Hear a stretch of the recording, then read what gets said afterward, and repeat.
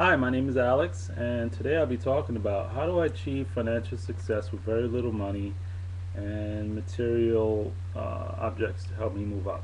So here's the thing. Um, my advice is that from my personal experience is that because we live in a capitalistic country in which what is preached to us even as young individuals and as what we see on TV, which is essentially a lot of commercials that dictate to us that our sense of happiness and value is determined by what we own. This is a capitalistic ideal that is unique mostly to Western countries, in which money and success are what defines who you are. So, I mean, it's like when you see the car commercials. They'll say, "Oh, they'll make a comment about personality and then they'll link it to the car. So here's the thing: if you want to, gain financial success, even with very little income, the first thing you have to realize, and the most important thing, is that it is an affirmation that I tell myself many times. It's this: is that who I am, my intrinsic worth as a person, is not determined by the things that I own and how much money I have. Okay, you have to realize this simple foundation, because if you believe that you have nothing or that you're only as valuable as the things that you own, and let's just use logic here. If you believe that your value and who you are, okay, is determined by how much money you have and the things that you own, where are you going to find the motivation, the possible motivation to gain more success and to have more? If you believe that who you are right now in this moment is connected to how much, it is essentially based on how much you own and how much you're making. Okay, people who are truly successful, who make it to higher levels in life, are individuals that value themselves intrinsically, and based on that self-love, that self-value, move up in life. Okay, it's kind of like if you go to an auction and here's a cup and it happens to be, well, 500 years old. Okay, to the average eye, it's just a cup, but to someone who's familiar with, you know, historic objects, it's worth a lot of money, and it's very expensive. So, in that same sense, you have to look within you and find your self-value, and then move up from that. You have to put a price on yourself, and say, well, I'm not just a cup, I'm worth a lot more. And when you find that self-worth, irrespective of what you own, then you can move up in life. Okay, it is not it is not merely what I own and what I have. Okay, now there are some people that they never had to really work and struggle for what they possess. Maybe they were lucky enough to grow up in a financially gifted family, or they just happen to be lucky and, I don't know, win the lotto or something like that. There are people in this world that just they really don't know what it's like not to have any money, and not to get what they want. Okay, so for those people, they may not have adapted that frame of mind that I'm more valuable than the things that I own, because they've never been in a position where they had to find self-love, meaning that they're so used to having, they've never been without material gain. So perhaps they have friends, family, people around them that have always complimented the things that they own, and so they don't know what it's like to love themselves. Their self-perception is completely based, almost 100% based on the things that they own and how much money they have. Okay, so they don't have that internal fortitude, and what happens is when stuff happens, like they lose their money, or You know, things happen that, you know, they lose objects that they identify as themselves. They don't know how to deal with it. They don't have an internal compass to bounce back from that. Okay, so whether you have a lot, or you have very little, without that internal self-love, you know, it's very hard to, you know, be happy. You'll never be happy.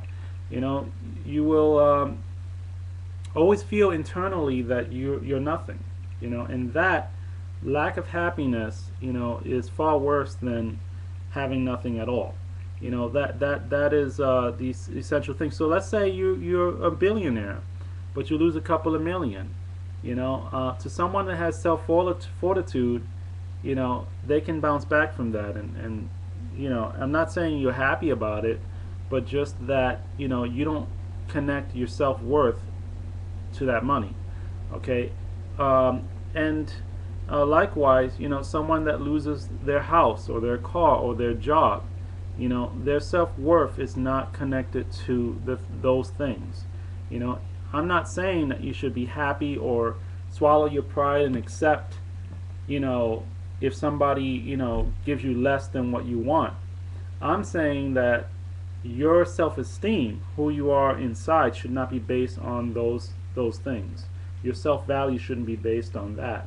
You know, and you know, this is serious stuff. I mean, there are people who commit suicide, people who are depressed, they suffer depression, people that have anxiety, people that are worrying all the time, people that take drugs and do various other things that are self-destructive to themselves because they can't handle the loss or the potential loss of the things that they own, because who they are is connected to those things. You know, so you have to just find the internal fortitude. It's very important, because one, you just can't build anything without it. You can't move up in life, and two, even if you do have, you're lucky enough to get these things without, you know, starting from scratch, you know, you're still gonna have that chip over your shoulder, and you won't have the immunity in the event that you do lose something.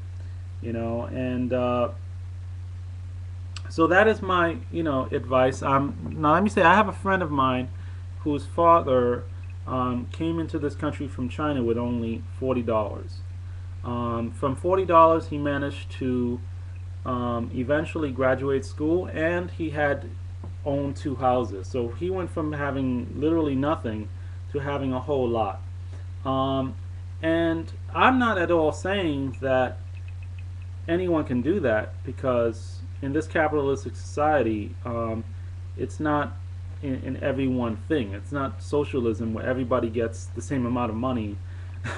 You know, in this country, there's always the haves and have-nots. What I am saying, however, is that you've got to look at your own resources, the things that you have internally and externally, which are not connected, are not obviously connected with money. For example, you may have a skill or a talent that you know, to you it may not be worth anything. You know, for example, you might be good at math, or you might be a great artist or poet, writer. You may have great communication skills, you know, and these are things that if you look internally, they're worth something, you know. So you have to look within yourself to find that worth. Okay, and you may have great friends that are good at giving advice. You may be even healthy. Being healthy, by the way, may not seem like a lot to you, but to somebody who's unhealthy, it saves a lot of, you know, it is essentially priceless, you know. So there are things in this life that you have to look at your surroundings, you know, and make the best of it and build yourself up from what you have around you. So even if you have $40 and you just came to this country and whatever it is, you have to look at your surroundings and make the best of it so you can move up in life.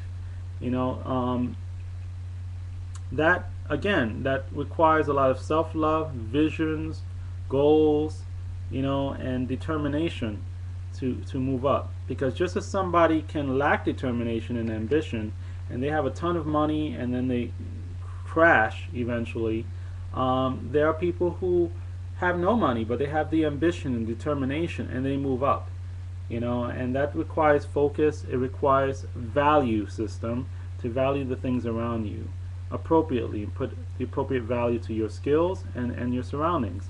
Without that awareness and consciousness, you will find it much harder to move up. You have to value yourself and what you have, no matter if you have nothing, you have very little, or you have a lot. There's no such thing as having nothing. I mean, that's just a generalization. Everyone has something, someone, somewhere, some opportunity. You just got to find it and search for it. I mean, some people are born in an oasis, and other people are in the desert and they have to search for it.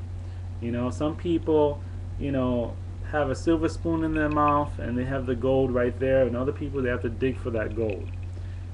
Some people never have to take risk. Other people, they have to take risks and take a gamble, in order to achieve, incredible things. So that's my advice. I hope it's helped out, and good luck in whatever endeavor that you partake in. My name is Alex, and thank you for viewing my video.